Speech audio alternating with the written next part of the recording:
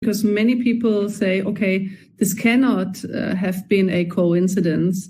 That cannot, right? So it just could have been God. So do you believe in God?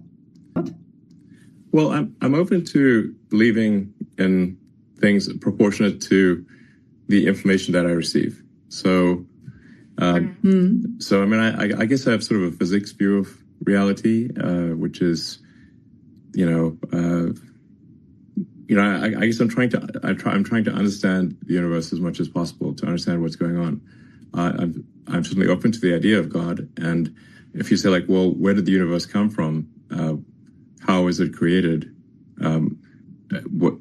I suppose there would be some entity that you could call God. I don't know. But that's a separate question from, say, is there some entity that is observing our daily actions and rendering a moral verdict on what we do from day to day?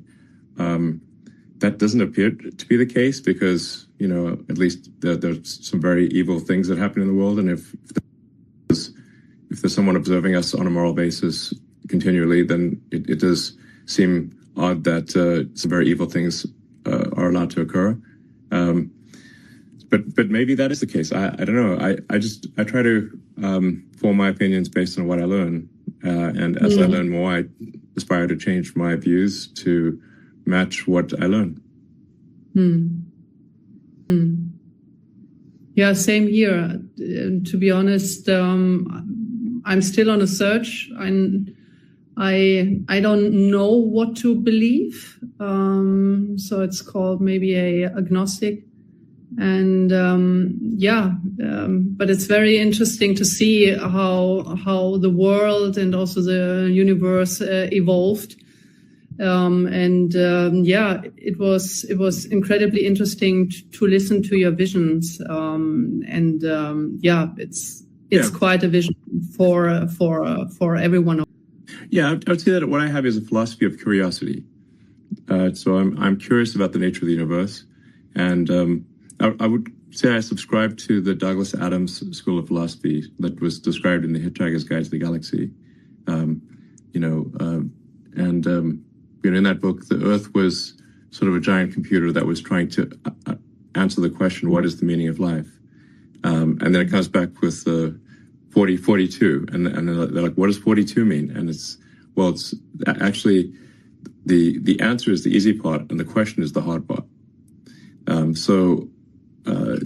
That was actually quite an illuminating thing for me, because I had a sort of an existential crisis when I was, 12 or 13 about the meaning of life. And, I read many of the religious texts and the books on philosophy. It's like reading Schopenhauer, Nietzsche and whatnot, which is a bit depressing if you're to read as a child. Ultimately, why? Well, why they're a bit negative. At times, it's actually, it makes more sense reading it as an adult. But then I read The Hitchhiker's Guide to the Galaxy, which is really a book in philosophy in the form of humor, and I think it kind of really that I thought was very insightful. That we should basically try to understand the nature of the universe, and in fact understand even what questions to ask about the answer that is the universe. And so that led me to conclude that we should aspire to expand the scope and scale of consciousness so that we're better able to know what questions to ask about the answer that is the universe. Wonderful. Actually, these are perfect last words, to be honest, for